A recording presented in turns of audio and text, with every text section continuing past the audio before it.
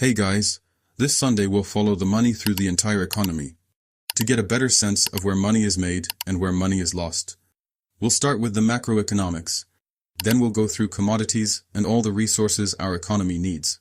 After that, we'll look at how the different sectors of the economy are doing, and how is the money moving between the big players and the regular people.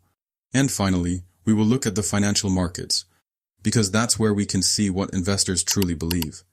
And in the end, we'll make a summary of how money has moved in the past week, and where is it going from here. So let's start with the central banks. The Bank of England has cut rates to 4.5% on the 6th of February. They are basically making borrowing cheaper. So money is expected to flow into loans, mortgages, and equities. But cautious movement suggests some capital may still stay in bonds and safer assets. The Reserve Bank of Australia is expected to cut rates on the 18th of February, encouraging money to shift from bonds to equities and housing, though risk sentiment may limit aggressive inflows. Moving on to inflation data. The UK's Consumer Price Index is rising to 2.8% from 2.5%. This could lead to money moving out of UK assets due to eroding purchasing power. So safe haven assets like gold and the US Treasuries may attract capital. Let's look at the key currency movements. The dollar index or DXY remains stable, so money remains steady in US dollar-denominated assets, suggesting continued confidence in US stability. The euro is slightly appreciating against the US dollar, indicating capital flowing into Eurozone assets. It's possibly shifting from US markets to European bonds and equities. The Japanese yen is fluctuating, reflecting uncertainty. If risk rises, money may flow into the yen as a safe haven. But if confidence improves, capital may exit Japan in search of higher returns. In terms of geopolitics, everything is still uncertain. US trade policy concerns could drive capital away from emerging markets and global trade hubs, pushing money into the US Treasuries, gold, and stable currencies. The overall market sentiment is in a risk-off environment, which means that money is moving out of risky assets, emerging markets, volatile equities, and into stable, liquid investments like bonds, gold, and reserve currencies. Investors are prioritizing to protect their money over aggressive returns. Moving on to commodities. First up, we'll look at the energy sector. Russian crude oil exports to Asia fell by 7.4% per month to 3.23 million barrels per day. China cut the Russian imports to only 500,000 per day, while India increased to 1.71 million per day. So money is shifting from Russian oil to Angola, Brazil, and alternative suppliers. China's tariffs on US crude may further disrupt the trade flows. Natural gas prices surged on February 3rd due to weather-driven demand and supply constraints. Some of the money is flowing into natural gas speculation. Moving on to metals. Gold prices hit $2,900 per ounce, reflecting geopolitical risk and trade uncertainty. Money is flowing out of stocks and risk assets into gold as a hedge. The industrial demand for copper is still uncertain due to trade tensions. Traders are hesitating. Money could move into copper if demand rises, but exit if the global slowdown persists. Agriculture is experiencing volatile prices in wheat, corn, soybeans, and more due to extreme weather and supply disruptions. Investors are shifting based on inflation risks and supply stability. The 25% tariffs on steel and aluminum by the US are raising fears of trade wars. So, money is moving out of affected industries and into safe haven assets like US Treasuries, gold, and stable currencies. The commodities market is also in risk-off mode. Money is flowing out of volatile commodities and into gold, bonds, and safe haven currencies. Industrial and energy sectors may see money return if the economic outlook improves. Moving on to the US economy. Major banks are seeing stable earnings, but there is still uncertainty due to potential regulatory changes.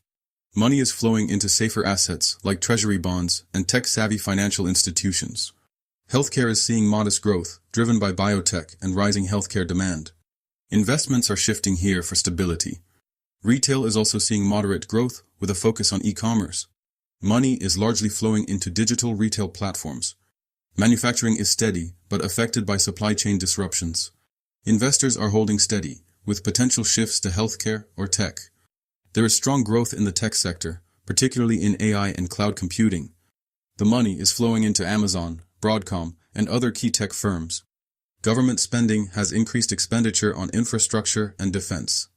Billions are flowing into government bonds and defense-related sectors. Transportation is recovering in freight and passenger services. Investments are shifting into airlines and logistics. The energy sector is seeing volatile prices. The money is moving away from fossil fuels and toward renewables. Entertainment and media are rebounding, with investments flowing into streaming and live events as usual.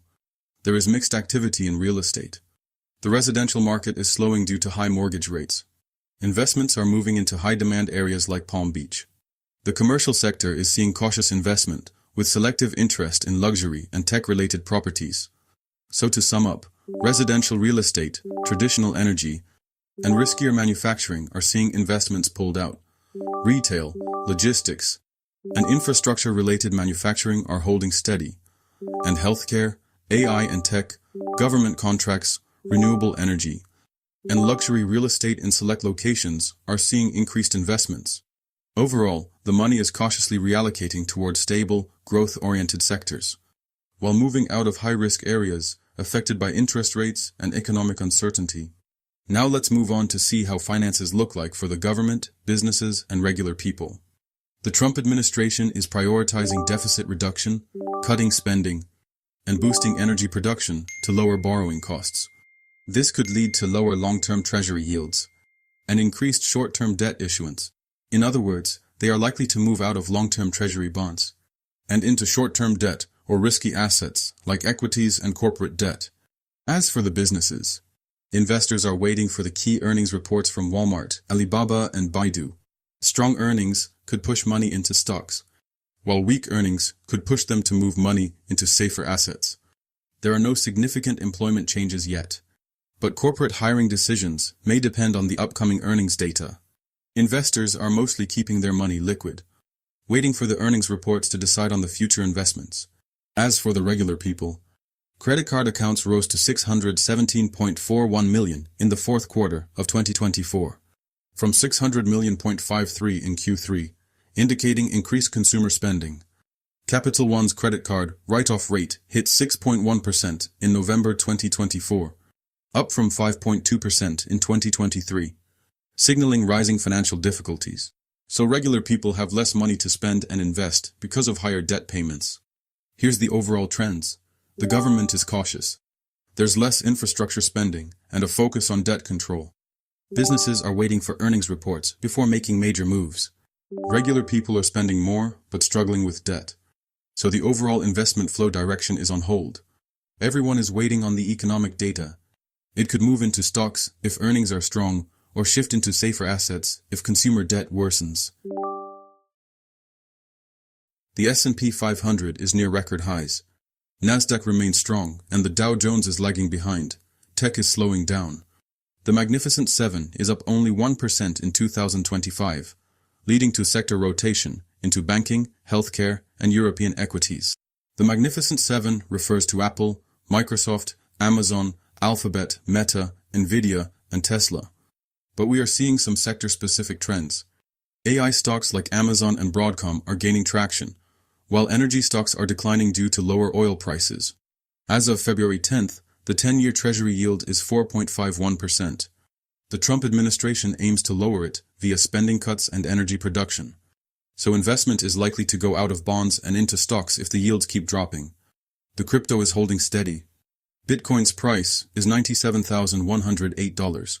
It's stable, but no major inflows or outflows have been reported. There is no detailed data on stable coins, making it unclear if investors are preparing to enter or exit crypto markets. So, to finish up, let's answer the following question. Is money entering or leaving risk assets? Money is largely leaving risk assets and moving towards safe haven investments such as gold, U.S. Treasury bonds, and stable, low volatility assets. The market is in a risk-off mode, driven by rising inflation concerns, central bank policy shifts, and geopolitical uncertainties. The increase in gold prices past $2,900 per ounce signals that investors are seeking safety rather than risk. The Magnificent Seven tech stocks have lost momentum, and investors are shifting toward defensive sectors such as banking and healthcare. The 10-year Treasury yield remains at 4.51%, but efforts to lower it suggest a move to make bonds more attractive, pulling money from riskier equities.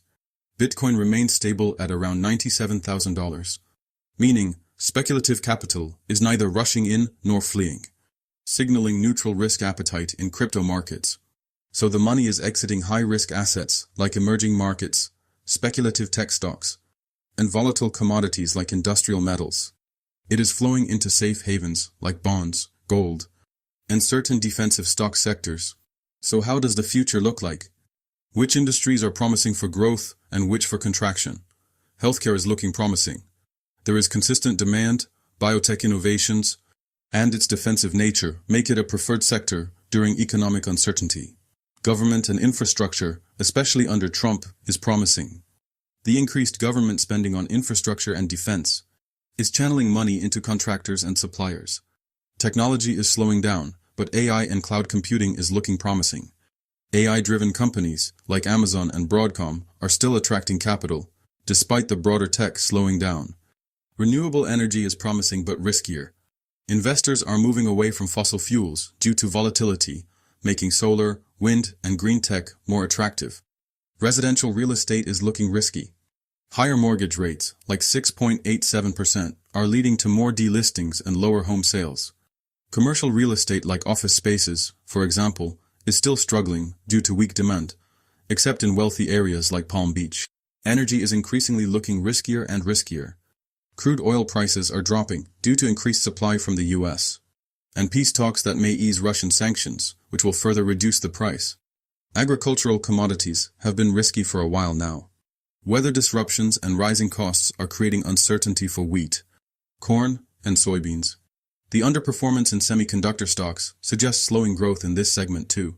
So growth is expected in defensive and essential industries like healthcare, infrastructure, and certain parts of tech, while contraction is likely in real estate, energy, and some commodities. Now let's recap the markets. Is the market overpricing optimism or underestimating danger? The market is underestimating economic danger and overpricing optimism in some sectors.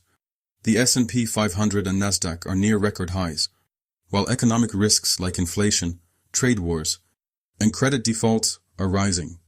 AI and tech investments are still high.